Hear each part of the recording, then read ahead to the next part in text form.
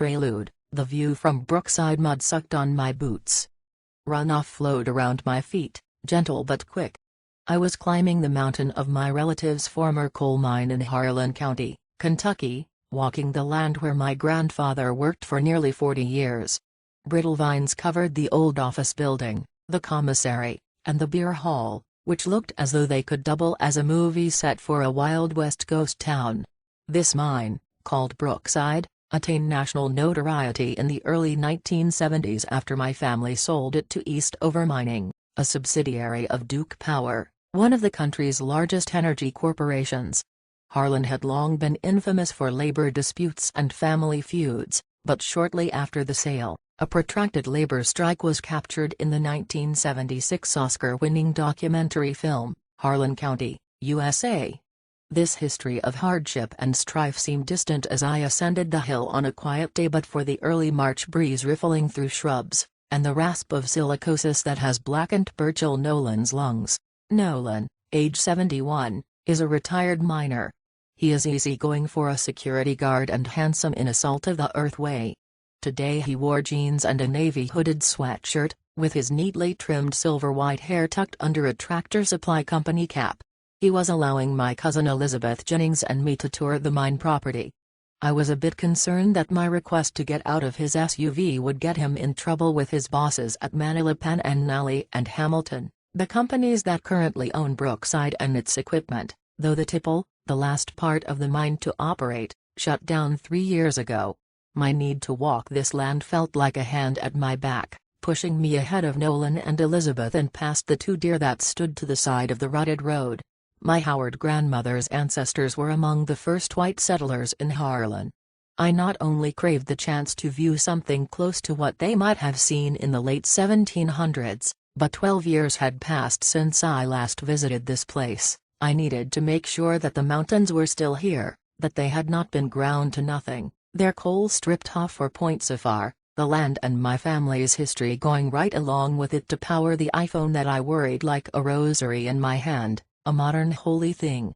I attempted to capture a panorama with my phone as the light broke through the clouds, Jesus Ray style. Black Mountain, Kentucky's highest peak, tops out at 4,145 feet, marking the edge of Harlan County and the Virginia border to the east. Pine Mountain stood tall to the north, to the south was Cumberland Gap, across which Daniel Boone led settlers. But these rugged peaks were either washed out on my screen or out of view altogether. The county's communities, most of which are former coal camps snuggled into the mountains at elevations as low as 1,191 feet, were obscured by the Clover Fork Valley's deep hollers and folds, except for Ages, which was visible just across the way beyond the mine's rusted-out tipple. The nearest interstates were about 65 miles away in opposite directions, adding to the mine's aura of isolation. This was my 3rd trip to Harlan. I've lived in New York City for 15 years, but my mother was reared here at Brookside, in frugal comfort in a Sears kid house. She lived across the railroad track from the mine and camp where her father worked for his Uncle Brian W. Whitfield, owner of the mine. Uncle Brian was later succeeded by my grandfather's cousin Brian W. Whitfield II, who sold the mine to Eastover Mining Company on the day I was born 300 miles to the south. July 25, 1970. I grew up far from the world of Harlan, Kentucky, and far from the wealth of my coal-operating Whitfield kin. My mother was shipped off to finishing school in 1951 at the age of 16 and never lived in Harlan again. In choosing my handsome preacher father for a husband, a man whose harsh Depression-era Georgia tenant farm upbringing was closer to that of a coal miner's than to that of my mother's company families, she had married down in her relatives' eyes. Her immediate family's occasional subtle cues that my siblings and I were fruit from a lesser tree were rarely lost on me, but her father and his Whitfield family were almost always warmly affectionate. What was lost on me? The wealth and power of these coal-operating relatives. Thanks to my mother's talent for saving her piano teacher salary, and some help from my maternal grandparents, I was able to attend an exclusive Atlanta private school, where my friends were picked up in Mercedes and BMWs and whisked away to expansive Buckhead mansions. I was picked up in a Chevrolet station wagon or, To my profound embarrassment, on the rare occasion that my father arrived, a Chevrolet pickup with a hot tar kettle for roofing attached to the back. We went home to a leafy suburb that frowned upon my father parking his truck in front of our house. He rebelled and built a special strip alongside the driveway for his pickup. My father, the only college graduate among his 9 siblings, as I am the only one among my parents' 4 children, had eventually grown tired of being poor and left the church to go into business as a roofing contractor. He roofed housing projects across the state of Georgia, projects where he often went to live, and where my mother, brother, and I sometimes spent weekends. We would also visit my mother's parents at their oceanfront condo in Jupiter Island, Florida, near where my coal-operating kin lived in one of Palm Beach County's more subdued communities, Jupiter Inlet Colony, where Perry Como, Tammy Wynette, golf pro Tony Pena, and the Bissells, of vacuum cleaner fame, were their neighbors. Perhaps it was the brilliance of the Florida sunlight, or the way the air could feel like a steam bath even indoors, but my relatives' wealth seemed dreamlike and unreal, almost a fiction, though I saw it with my eyes in the oil portraits that adorned their walls and felt it with my hands when I fingered their silk-covered antiques. It wasn't until a Rolls-Royce sat in one of their garages that I fully comprehended the truth. They were indeed quite rich. When my parents divorced, I had to pick sides, and I chose my mother's, as most children do.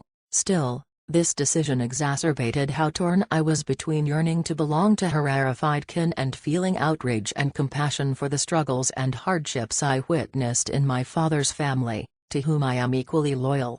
My father was born into a life of backbreaking farm work, raising and picking cotton, and grew up wearing clothes made from feed sacks. Now, he owns and lives in a rural Georgia motel that caters to low-income people who don't fit into public housing for a variety of reasons, ranging from addiction to their status as seasonal workers.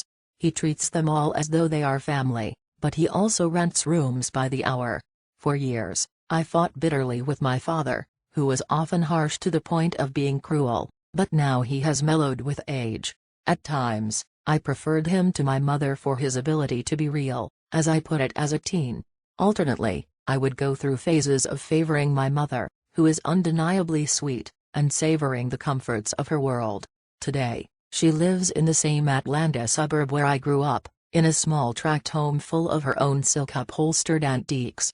My maternal grandmother was the last of my grandparents to die, in 2001.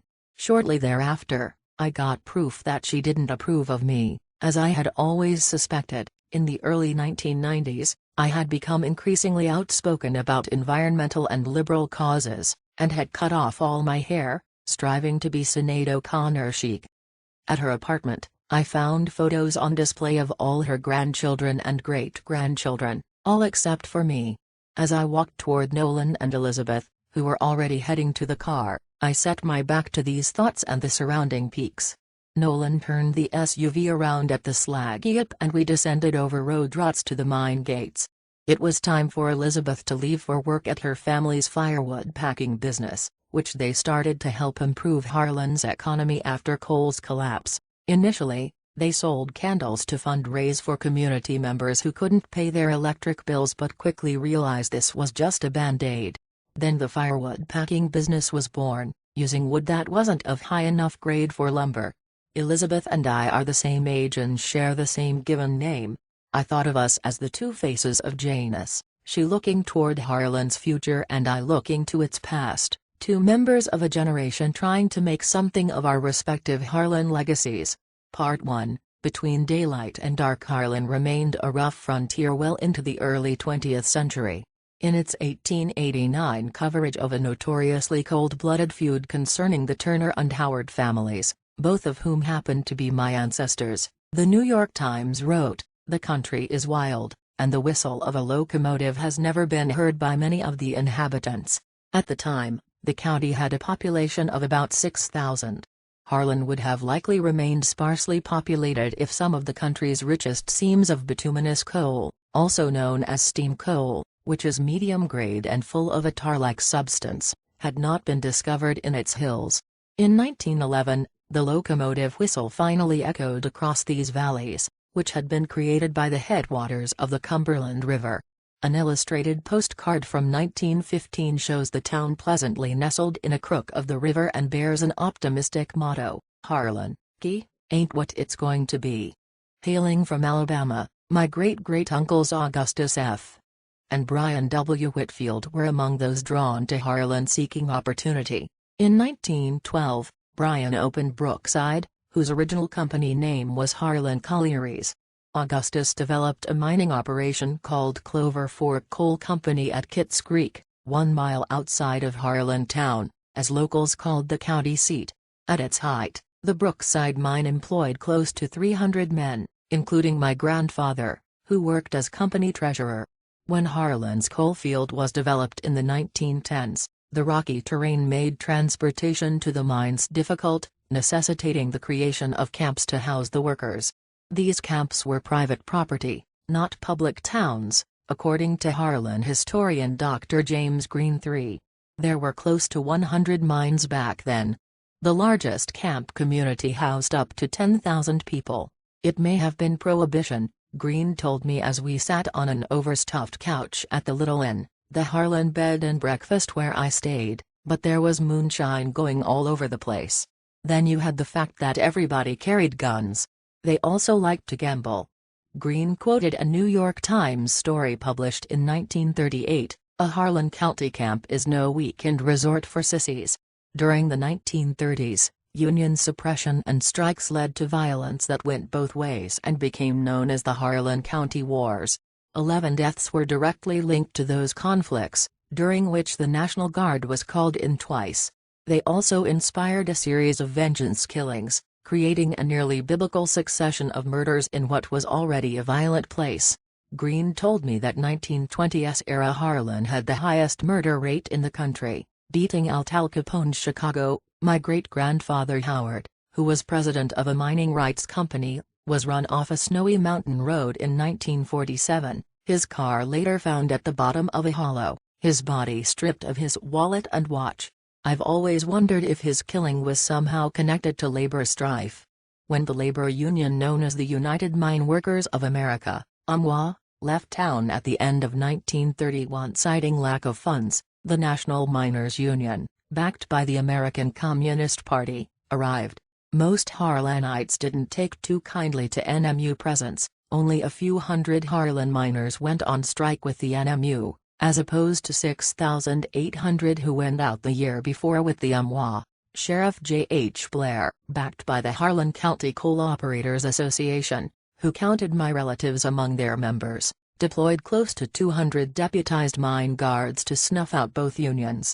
The nation closely watched this conflict, which drew the attention of writers Theodore Dreiser and John Dos Passos, who eventually came to town as part of the communist-backed National Committee for the Defense of Political Prisoners, followed by other left-leaning literati such as Edmund Wilson and Waldo Frank. By the end of the 1930s, the UMWA had established a better toehold in the county. But for each gain the union made, the owner-operators worked harder to drive them out. Coal mining was America's most dangerous occupation by the 1970s. Brookside's rate of disabling injuries was nearly 3 times the national rate in 1971. The miners had relatively little complaint about their pay, they wanted better benefits and increased safety. But when Eastover took over the mine from my family, the workers didn't get to choose which union represented them. Eastover opened with the company-friendly Southern Labor Union in place. Just before this contract ran out in 1973, Brookside miners voted to join the UMWA. Eastover refused to sign the contract, so the Brookside miners went on strike. Back then, Nolan, the security guard, worked for Eastover's High Splint mine, located 9 miles away from Brookside. I asked him how he felt about the UMWA. Some wanted it, he said, noting that he might have, too, but he didn't like the way people went about trying to bring it in. Nolan, who had a family of 4 to support, said that he didn't want to get messed up in the thing. But when the Brookside miners moved their picket line up the road to High Splint, there was no escaping getting messed up in it, which many High Splint miners resented. It quickly began to seem as though a labor war reminiscent of that of the 1930s was about to get underway. "It was a pretty rough time," Nolan told me. "Each side was armed. It could have turned out real bad there, if one shot had been fired. There's no telling how many guns were out there. People on the picket lines were not allowed to have them, but guns abounded on both sides." The strike turned into a 13-month dispute pockmarked by gunfire. Miraculously, only 2 people got shot. Tragically, one of them died. Immediately thereafter, federal mediator W.J. Usery Jr. summoned Eastover President Norman Yarborough and Duke Power's board chairman to Washington, D.C., where they signed the UMWA contract at last. When I asked Nolan how work today compares to conditions in the 1970s, he said, "Things have gotten way worse." For roughly a century after the railroad came in, Harlan flourished or suffered according to Cole's cycle of boom and bust. The county's population expanded or contracted accordingly. In 2008, though, the industry began collapsing. Coal ranks as the largest source of carbon emissions. Increased environmental regulations, the retirement of coal-operated power plants, fracking, which has lowered the price of natural gas extraction, plummeting coal prices, coupled with the higher cost of mining in eastern Kentucky, and measures such as the Obama administration's Clean Power Plan, which local Republicans and Democrats alike refer to as the war on coal, have all driven nails into the coal industry's coffin. Today, Kentucky coal industry employment is at an astounding low, on par with the figures from 1898, before the railroad came in. The county's median household income is $25,186, less than half the national median, $53,482. A third of the community lives in poverty, a quarter of working-age residents are disabled.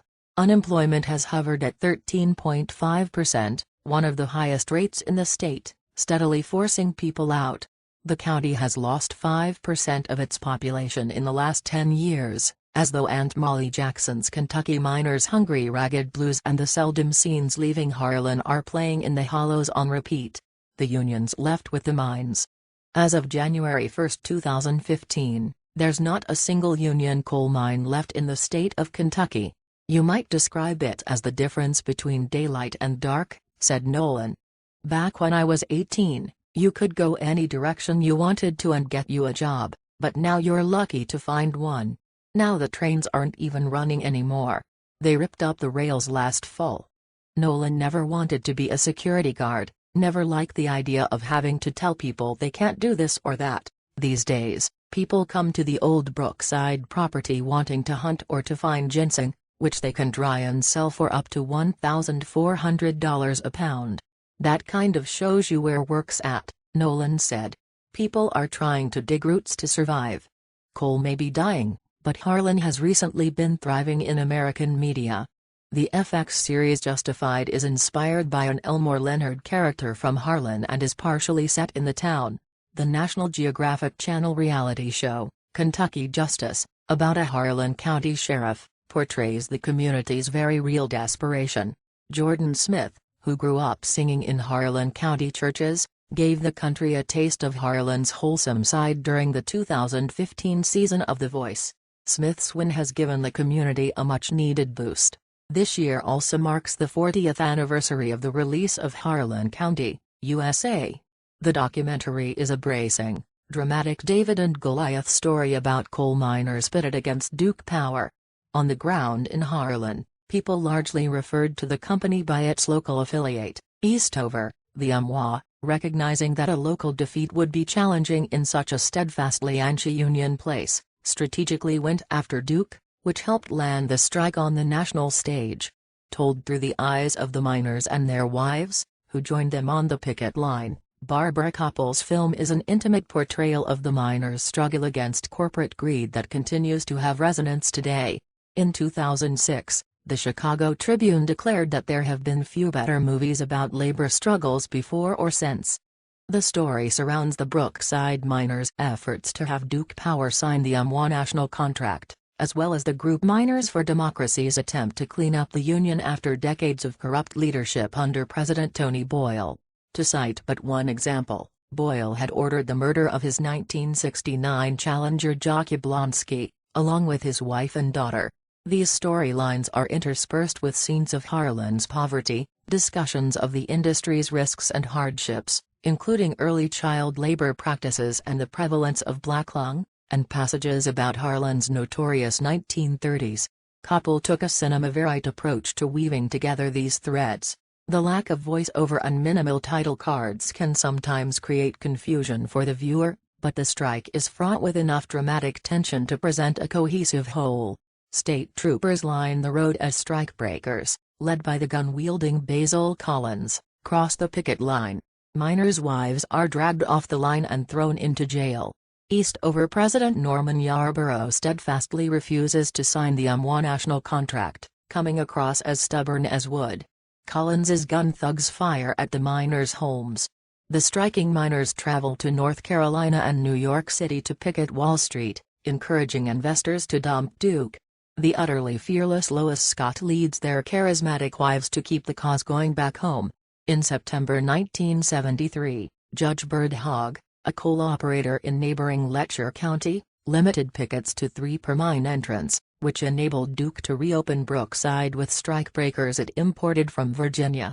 But the injunction did not apply to the miners' wives. Scott, whose husband worked at a Harlan UMWA coal mine, located on the other side of the county, lived at least 20 miles from Brookside.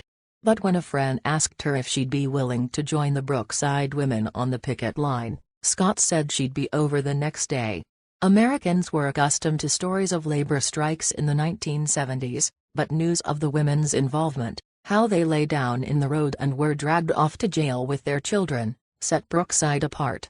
"Once I got involved in that strike, it seemed like I couldn't get out," Scott said in an oral history housed at the Godby Appellation Center in Cumberland, Kentucky.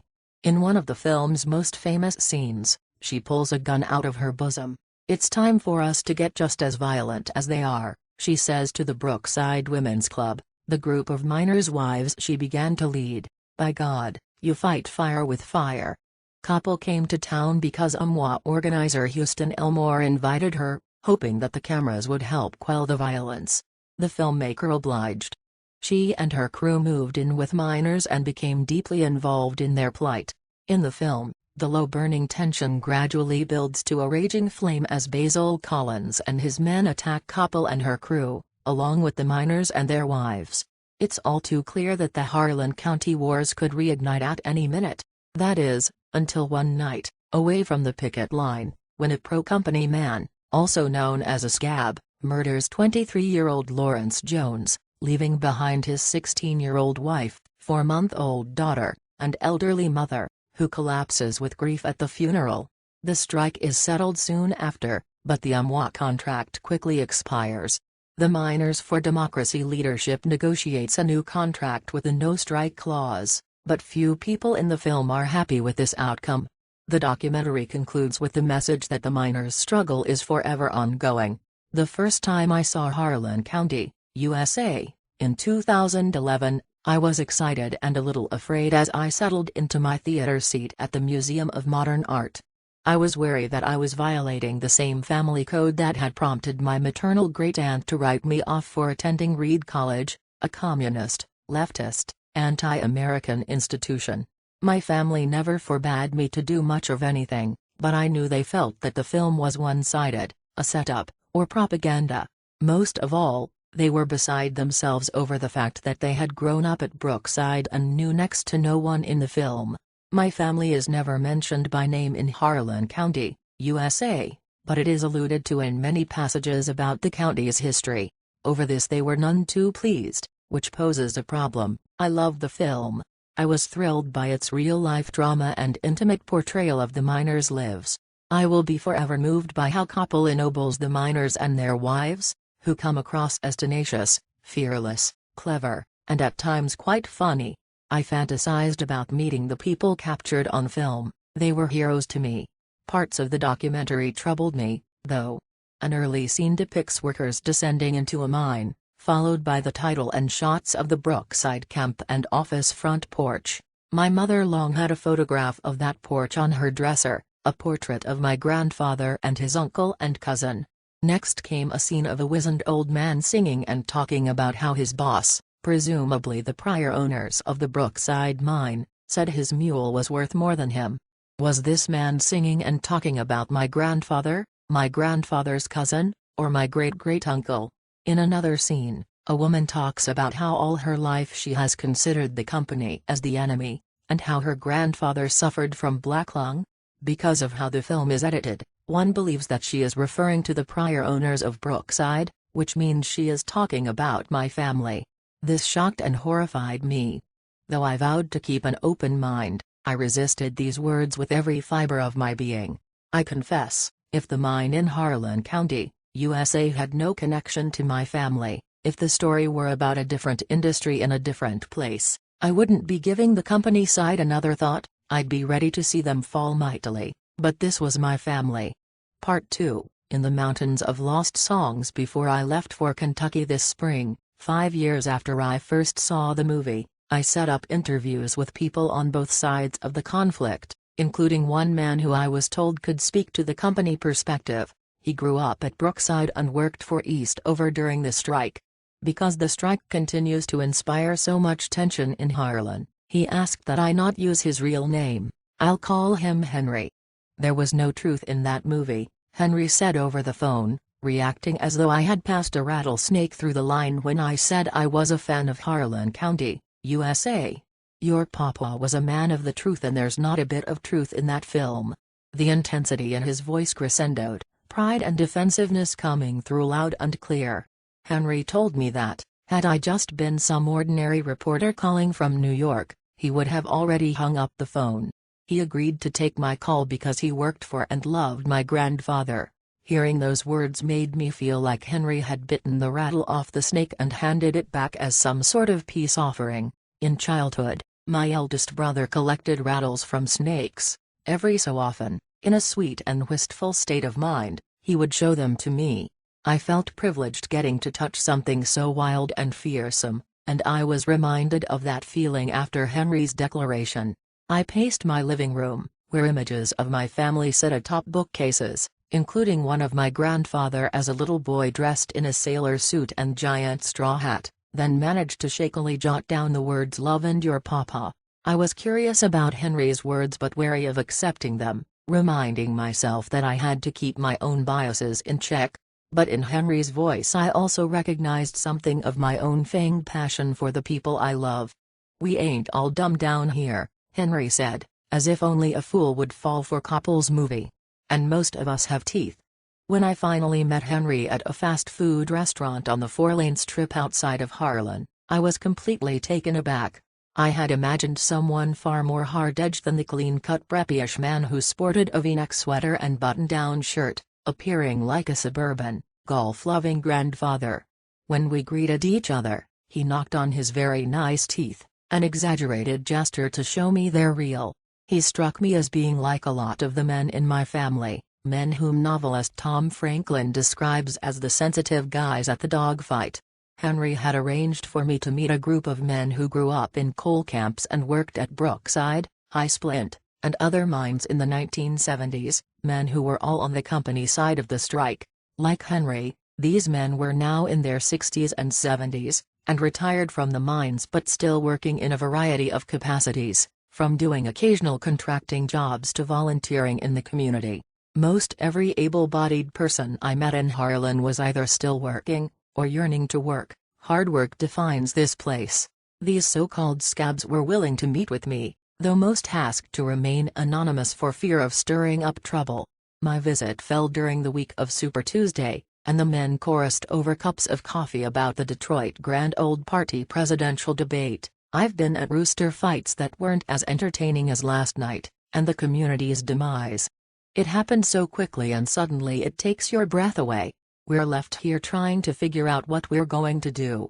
That's still to be determined as we sit here today. When I asked the men if I should refer to them as scabs, or if they preferred a less pejorative word for people who stand on the company side during a strike, they just laughed. "It's okay," one of them said. "You can call us scabs." They had no problem with the term whatsoever. It seemed as though all of Harlan comes to this restaurant, including union men and women. They gather every day, though the scabs mostly leave right around the time the retired Union men arrive.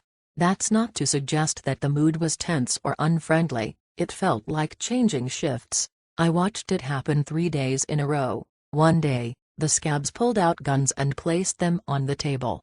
That was just to razz me in good fun, a show of Harlan County's enduring frontier spirit. I'm definitely not in New York City anymore, I said. That's right, one of the scabs replied. You're safe here with us. At the restaurant, I sat quietly to listen and learn. I hadn't come all this way to argue or seek validation for my beliefs.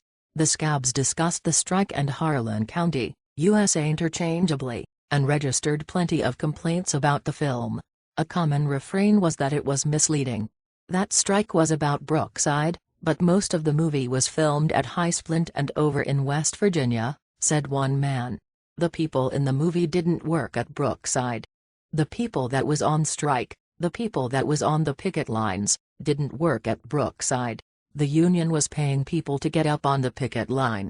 There was janitors up there from the school. The other men chimed in. They went around and showed the most dilapidated houses you could find. But there was some on that picket line that had nice homes and nice cars and nice everything. They didn't show that. I had just as much right by law to work as they did to picket. I was trying to get a college education, so I was on the side of the company. I was trying to work my way out. I had to get on to college. I had to get on with my future. I had to work where I was going to get work, and I didn't see nothing wrong with that. If it hadn't been for Eastover, I wouldn't have the life I have today. There was too much intervention for it to be a true documentary. It was a reality show. People wanted to just get through that strike. They didn't want to make a lot of enemies because you might have to marry into their families. The real story is people coming in here and stirring up controversy. Then they leave and we're left with all this animosity. The news media wants to push us down, and that's why I hate the news media. They write very few good things about Harlan County.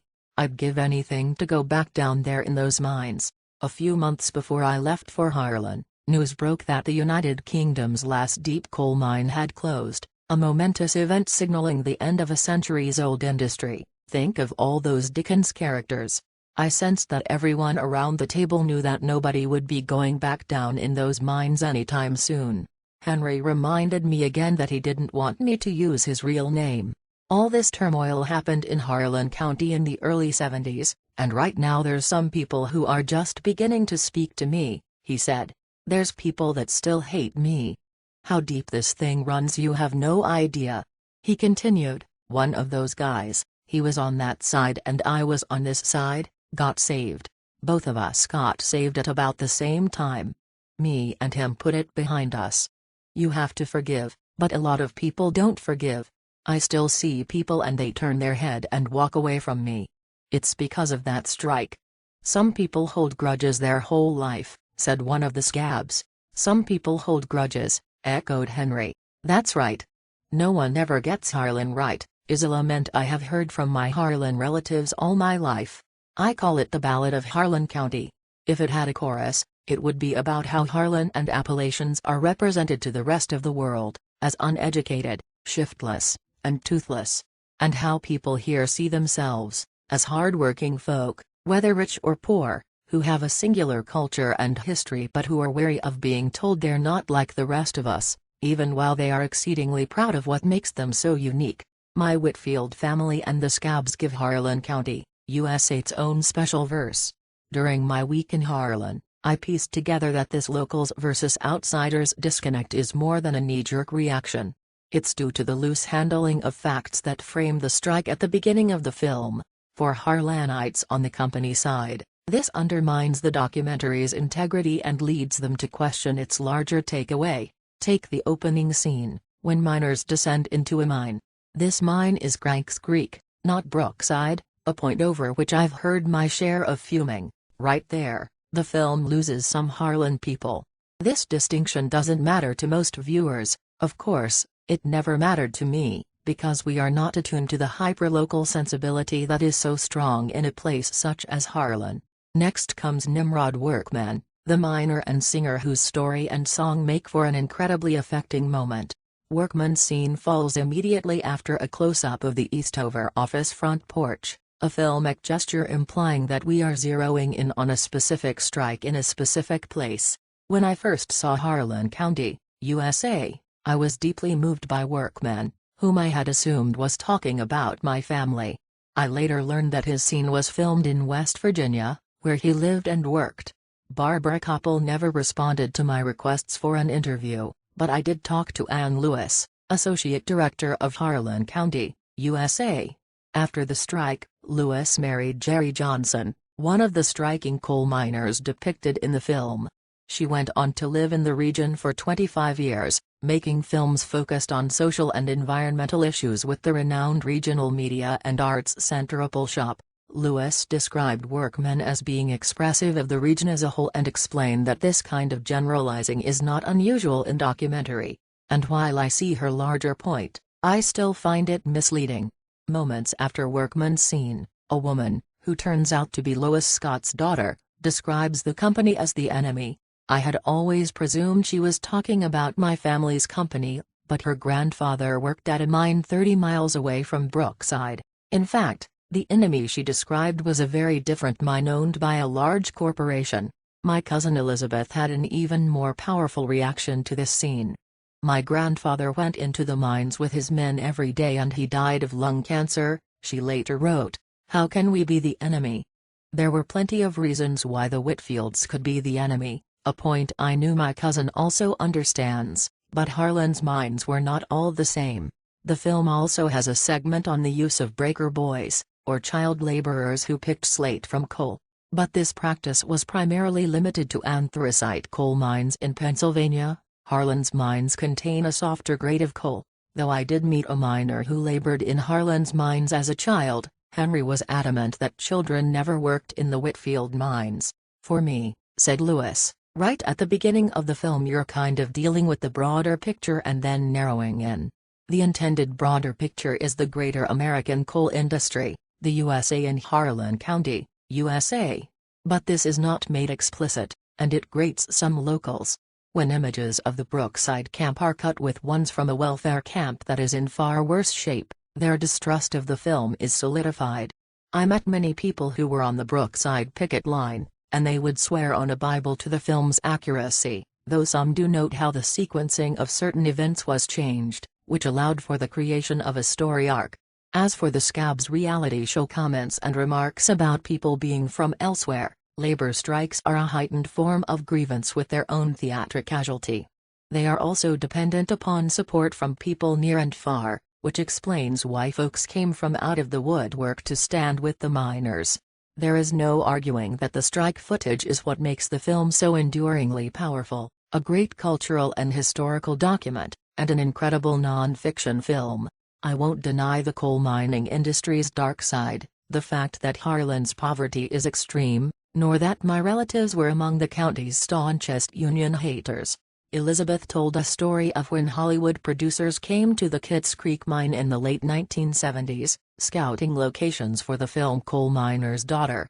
When they arrived, the first thing my grandfather's cousin Jack asked was, "Are you all union?" When they answered yes, he said, "Then get the hell off of my property." On their message about Duke Power's corporate greed, I'm also resolutely on the side of the film's pro-union stance. I'm a union member myself, at New York University. I am proud of my Harlan heritage, in spite of the history I have struggled to accept, and I am proud of Harlan County, USA. But I also see now why the film is so upsetting to my family. It's unfortunate because the movie's takeaway, so widely celebrated elsewhere, is immediately lost on some of the people with close connections to the story, people that it might otherwise reach. Billy Ferguson lives in a double-wide in Redbud, Kentucky, an unincorporated community near Everts, and 11 miles from Brookside. Ferguson is a pro-Amwa miner who appeared in Harlan County, USA. Unlike many union people I contacted, he was willing to share his experience from that time.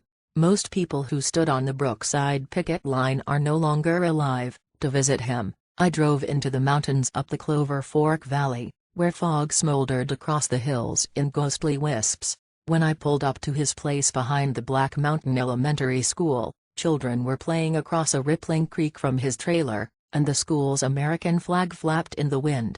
Ferguson's wife, Mary Lou, whose long brown hair and bangs gave her an elderly girlishness, had stood on the picket line with him. She came to the door to greet me. Billy, 72, with stage 4 black lung that requires him to be on oxygen, looked up from his chair by way of a greeting. The many welcoming touches to the Ferguson's decor, dishes of hard candies, angel figurines, framed prayers written in flowing script adorning the walls, reminded me of some of my father's family's and neighbors' homes in rural Georgia. Though this made me comfortable in an otherwise unfamiliar place, I was all too aware of the fact that my Harlan County identity was as a member of my mother's side, people who occupied a very different rank. Billy Ferguson had the thick build of a man who has worked hard his entire life but whose energy has been sapped by illness and age. His pain began in 1983 after a ribroll, a mine roof support collapse, sent a big old rock into his back, forcing him into early retirement. In 1973, Ferguson was working the roof bolt machine at High Splint, which helps to stabilize the mine roof.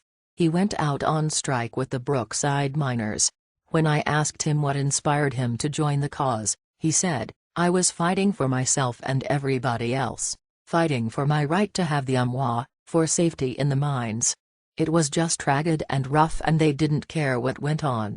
Ferguson and his fellow High Splint strikers couldn't receive strike pay, but the gave them a box of food every week.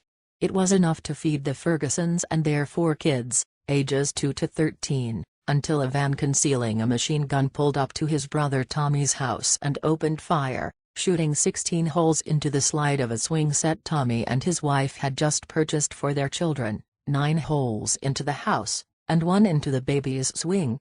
No one was hurt. Billy and Mary Lou Ferguson sent the kids up to their grandmother's place on Black Mountain. During part of the filming, Koppel and her crew stayed with the Ferguson family until they got whopped, Billy said, describing the scene when the filmmakers were attacked. "Duke Power didn't want that to be filmed," he said. "They didn't want to see it published, how people was mistreated. We was treated like dirt. We didn't have no rights." Fearing also for the safety of their film, Koppel and her crew began to smuggle their footage out of the county. They were welcomed and cheered on by locals on the Union side but harassed by strikebreakers, who Koppel claims once pushed the filmmaker's car off the road. Koppel also alleges that Basil Collins threatened to kill her. She took some heat from the Union, too, which was concerned that she and her crew were getting too close to the miners. After Koppel screened the 1954 film Salt of the Earth, which portrays striking miners in New Mexico, a film that had been blacklisted owing to its communist leanings, for the miners, the Union dropped her funding. Undeterred, Koppel sought new funders on her own. Ferguson risked his job and his life. "I dodged plenty of bullets, I know that," he said, to have a better working life for himself, his peers, and future generations. But the strike didn't improve things for the High Splint miners who joined Brookside on the line. "After the got Brookside signed down there, they was gone," he said. The High Splint miners lost their bid for the in favor of the company-friendly SLU. "Me and them that worked up at High Splint was good buddies," Ferguson continued, "but after that strike nobody of them would never speak to each other, never look at each other, nothing else. They all hollered if you hadn't have talked me into it I wouldn't have done it." As for his non-striking co-workers, men like Nolan who were wary of getting involved, they said we was trying to push the down their throats. After it was all over with they wouldn't speak to you or nothing, neither. We was done dirty and done wrong. I asked if he meant by the Union or the company. "Both," he replied. Ferguson was blacklisted at other mines. There we was out in the cold with no job or nothing. He worked in logging for a while and eventually had to go outside the county to find mining work, which he did until his accident. Years after the strike, Eastover's president, Norman Yarborough, conceded that the public relation does all over the place. The Union launched a highly effective national Dump Duke campaign urging people to dump Duke stock. They sent miners in their work clothes to the New York Stock Exchange floor. The spent more than $1.5 million on the Brookside strike, the equivalent of $8.6 million in today's dollars. Looking at it long term, it seems that neither side won. Ferguson faced the possibility of losing his black lung benefit, as did Nolan. I felt a crushing sorrow as I talked to Ferguson, who more than once came to tears. There was a time when coal miners saw themselves as heroically serving the country. Now, it seems they have largely been forgotten or maligned owing to coal's environmental impact. I loved the mines, Ferguson told me. If I could, I'd go back today. I loved to cut that coal. You could make good money. We all got along in the mines, we had fun. I had heard that the coal miners' memorials in downtown Harlan listed twice as many names as all of the town's war memorial statues combined, and I wanted to see for myself. I met Dr. James Green III, the local historian, in front of one of the miners' memorials, two tall granite columns engraved with an astounding 1,300 names flanking a center stone of polished black granite. Green, who I learned is related to me through my grandmother's family, served as tour guide as we walked down empty sidewalks. At one point, we ran into Donna G. Hoskins, the Harlan County clerk, who reminisced about a time when the town was so populous that people had to step off the sidewalk to allow others to pass. It did feel as though the town had gone from technicolor to black and white since the last time I visited, in 2004. The wind swirled the dust and the leaves at my feet and threaded its way past empty, shuttered storefronts, past the small stone church where my parents were married, past the graveyard tucked behind what used to be my grandmother's flower shop, where my feuding ancestors are buried. From a distance, I have long imagined Harlan as a land of mountains of lost songs. Not the famous ones, like Which Side Are You On? By Florence Reese, which she wrote in the 1930s after deputized mine guards ransacked her home. Or that lament No One Ever Gets Harlan Right, the one I had dubbed the Ballad of Harlan County. The lost songs I imagined were altogether different. They were the sounds of coal raining from a conveyor, of a coal car running down the track, of an RC cola rattling in a miner's lunch pail, the sound dampened by a moon pie underneath. These tunes were made from the last breaths of miners crushed by a mine roof collapse and the deathly rattle of black lung. They also included the unwritten murder ballads by all the county's vengeance killers, including the one who murdered my great-grandfather Howard.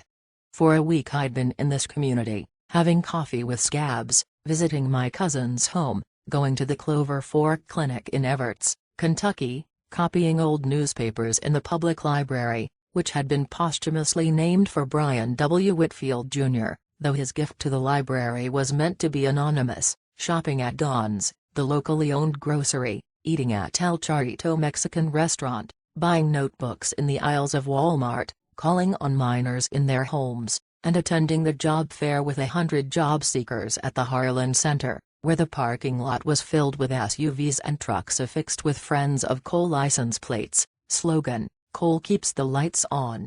At the beginning of my trip, I assumed most of my conversations would fixate on the past, on the strikes of the 1930s and the 1970s, and the local repercussions of Koppel's film.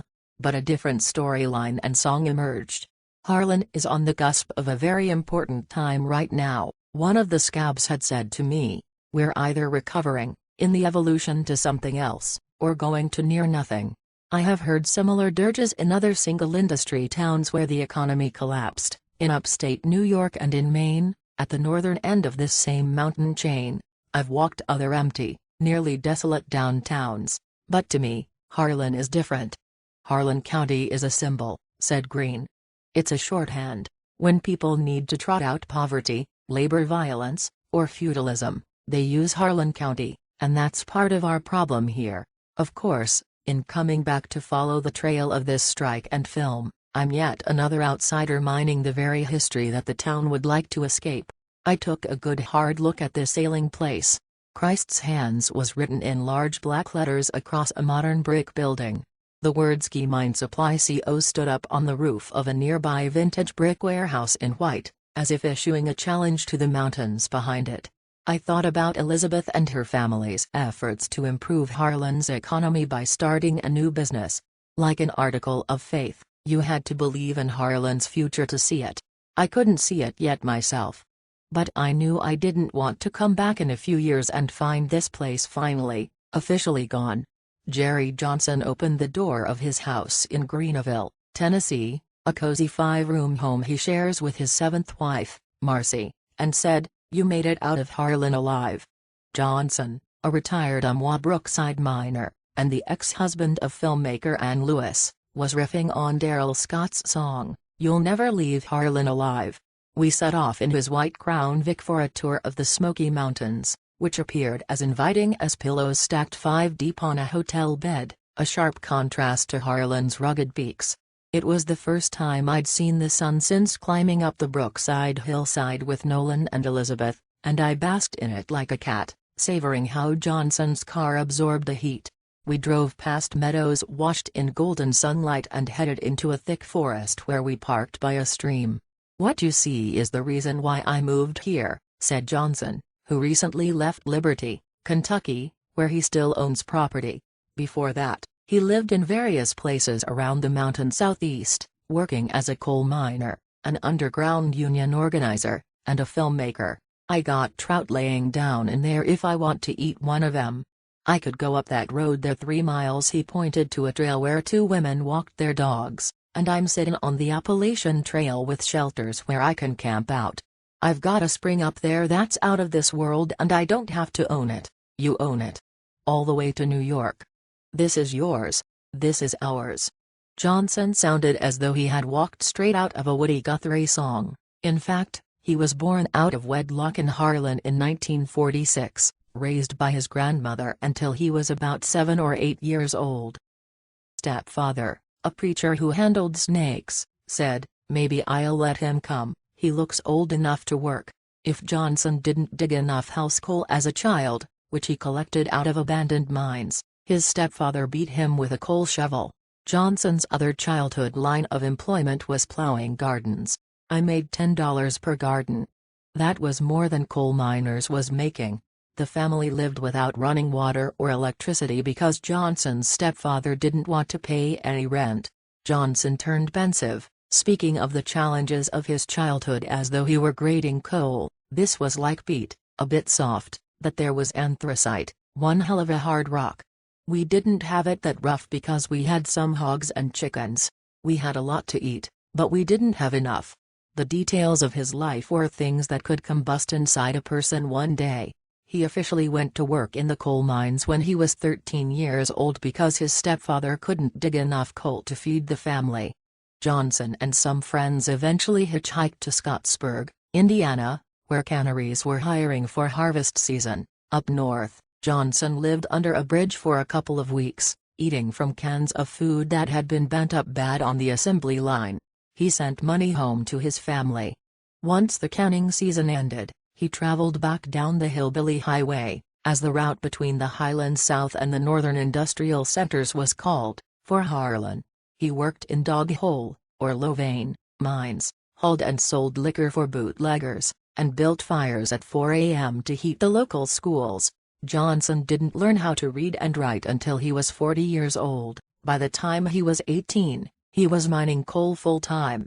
"He worked for my family at Brookside." He described the mine as having been especially dangerous, and then he worked at High Splint, where he tried to bring in the UMWA until he got fired. A year after losing his High Splint job, Johnson was hired back at Brookside, then owned by Eastover. He and some peers brought the company's age-based discriminatory pay system to the attention of the National Labor Relations Board. Eastover and Duke Power paid a hefty fine and put an end to the practice of paying less to men under the age of 25 and over the age of 50. My relatives were also guilty of practicing this system. This was just the beginning of Johnson's efforts to improve his and others' lots. In 1973, he moved into camp housing at Brookside. When he and some other residents approached Eastover's management about putting in running water so the children could take baths, they were refused. Soon, he was building support for the UMWA among his fellow Brookside miners. "We'd approach people as they were discriminated against. We said, 'Don't quit. I'm gonna change things.' And they did." Johnson, father of 3 young children at the time, risked everything to bring the union to Brookside. When you ain't got nothing to start with, you don't have anything to lose, he mused. I had security. I could survive in those hills. I know every weed in the mountains, even here. You couldn't starve me to death. The Brookside strike and the Union changed Johnson's life for the better, but so did Koppel and Lewis. I think the film saved a lot of people from getting killed, he said. It exposed the politics of that county. See, everything in the mountains has always been kept silent about child labor and mine safety. Even after the strike's successful completion, Johnson felt that the system was stacked against him and his fellow picketers. He and others who had been particularly outspoken on the picket line were arrested soon after the strike ended. Their jail sentences lasted just long enough to force them to lose their jobs. Johnson hightailed it out of Harlan and moved to Ohio to work at North American Coal. Lewis joined him and took a job in a sewing factory until they moved back to Kentucky to make films together, including The Mine War on Blackberry Creek, a documentary about a strike at West Virginia's A.T. Massey Coal Company. In April 2016, Massey CEO Don Blankenship was sentenced to a year in prison for conspiring to violate federal safety standards for the April 2010 explosion that killed 29 miners at the Upper Big Branch mine. Thank God they signed that contract or I'd probably still be in prison, Johnson said, speaking again of the strike documented in Harlan County, USA. Once they killed Lawrence Jones, they knew we was gonna kill all of them. That's the way it was gonna go down. I felt a chill. Them might very likely have included my relatives.